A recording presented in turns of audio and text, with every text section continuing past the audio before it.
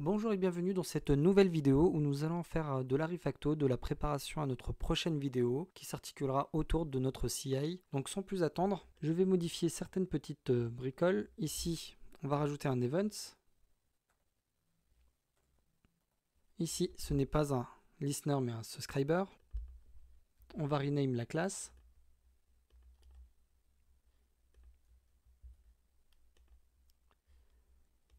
Hop. Ici, on a notre petit DD à retirer. Ensuite, un élément important. Ici, je vais avoir qu'un seul C. Dans notre interface, un seul C au niveau de notre ressource updater ici.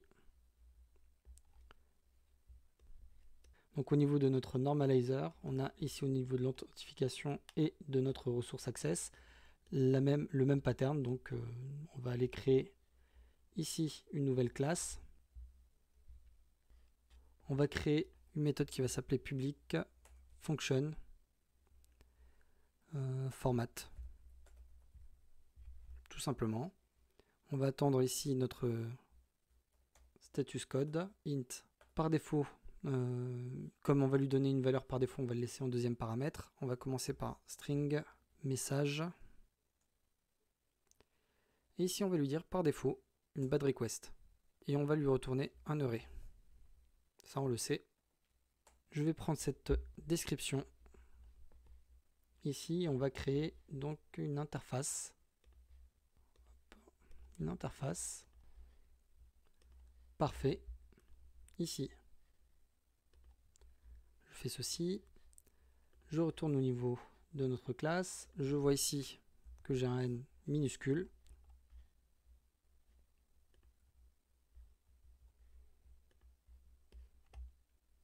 Ici, j'ai une petite erreur. Effectivement, j'ai oublié le point virgule. Implement. On fait un return.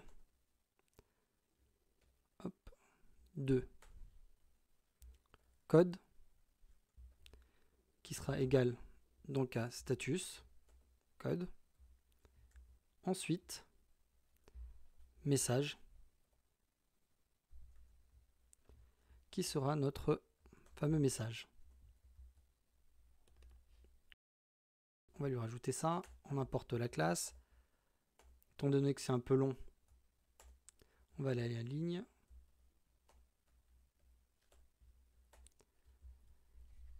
Parfait. Ici, on va générer notre attribut. Ici, pour pouvoir l'utiliser dans nos différentes classes qui vont être dans notre abstract, eh bien, on va le mettre en protected. Ici, tout simplement, on va avoir un return de $10.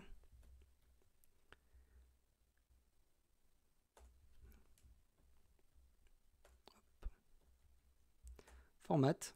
Et là, on va lui donner notre fameux message. Alors, c'est notre status code. Et ici, on va lui donner notre message. Hop, pour que ce soit un peu plus lisible.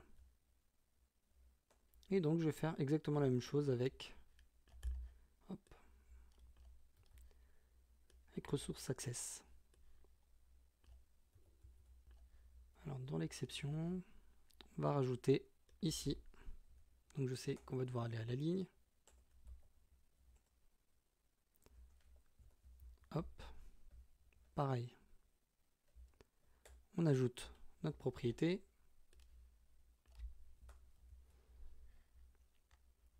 Et ici, on va voir exactement la même chose. Donc, résulte égale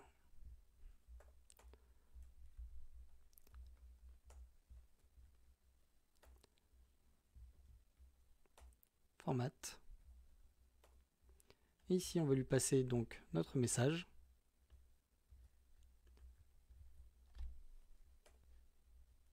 Notre fameuse bad request. Plus besoin du result body ici, on va voir directement result. Et puis on va voir result code qui va contenir le code de notre réponse. Ce que je vais essayer de faire, c'est me dire, je vais aller un peu plus loin dans notre refacto et on va optimiser cette partie-là.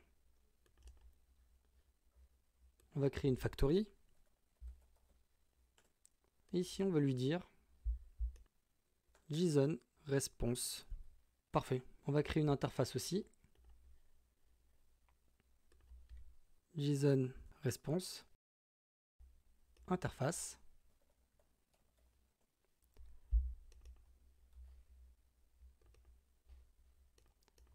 Donc, implements. On va voir un response. Et ici, on va voir public function get JSON response.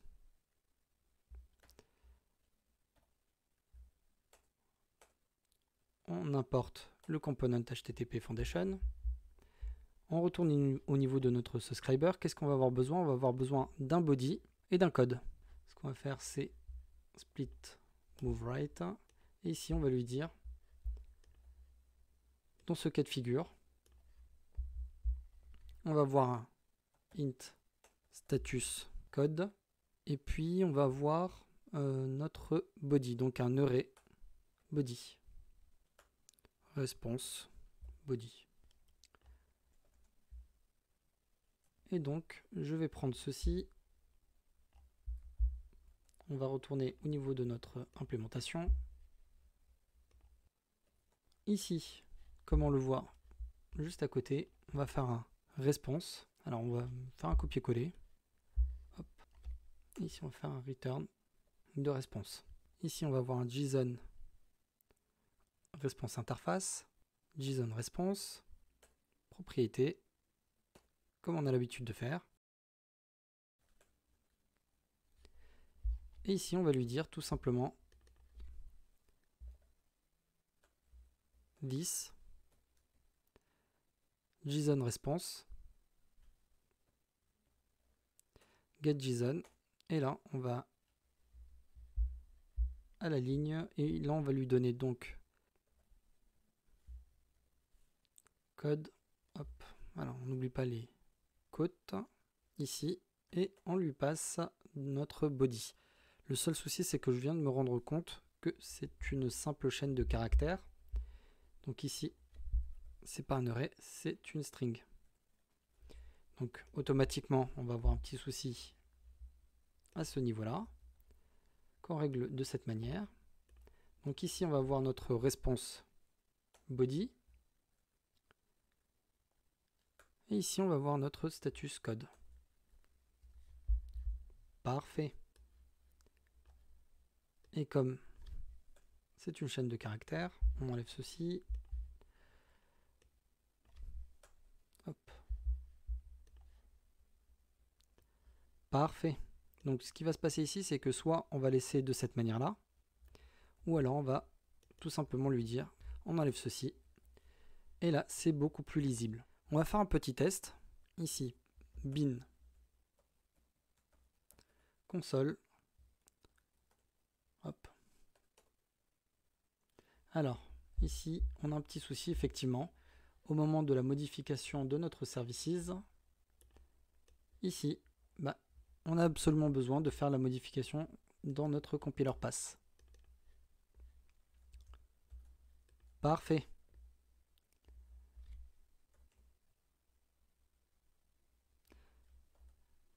Et dans ce cas de figure, on va faire un bin console, plutôt un bin php unit. Nous avons une petite erreur. Ce que je vais essayer de faire, déjà dans un premier temps, ça va être un bin console doctrine fixtures load. Parfait. Eh bien, ce qu'on peut vérifier, que lorsqu'on essaye d'accéder à une ressource qui n'existe pas, donc à une 404, dans notre gestion des erreurs, eh bien on catch l'erreur du HTTP not found en lui disant maintenant c'est une bad request, donc une 400. Et comme nous on a mis en place un process assez simple, assez standardisé, eh bien on va pouvoir se dire que dans notre event subscriber, donc ici, on va faire un petit dd de exception, de vérifier ce qu'on a. on a une classe HTTP Foundation de Symfony. Ici, dans notre services, eh bien, on va faire pareil que les autres. Donc, hop, ici, on va faire un duplicate de code. Donc, tout simplement, hop, cette exception-là qu'on souhaite catcher. Et on va lui dire, ici, not found, exception normalizer. Ici, du coup, ça va être not found. Parfait. Donc là, ce que je vais faire, c'est un petit copier-coller. Ici, on va l'appeler, du coup, not found. Ici, on va juste lui dire not found. Et là, logiquement, je retourne sur Postman. Eh bien, on peut voir que notre système d'exception fonctionne très bien et juste en rajoutant une classe spécifique pour une gestion d'une exception spécifique, comme la 404, eh bien, on arrive à faire exactement ce dont on a besoin. On va tester si on a cassé quelque chose. Tout fonctionne parfaitement. Et je vois que j'ai rajouté un S ici. C'est pas terrible. Je vais retourner dans notre compiler pass. J'enlève le S ici. On a un petit DD qui traîne toujours.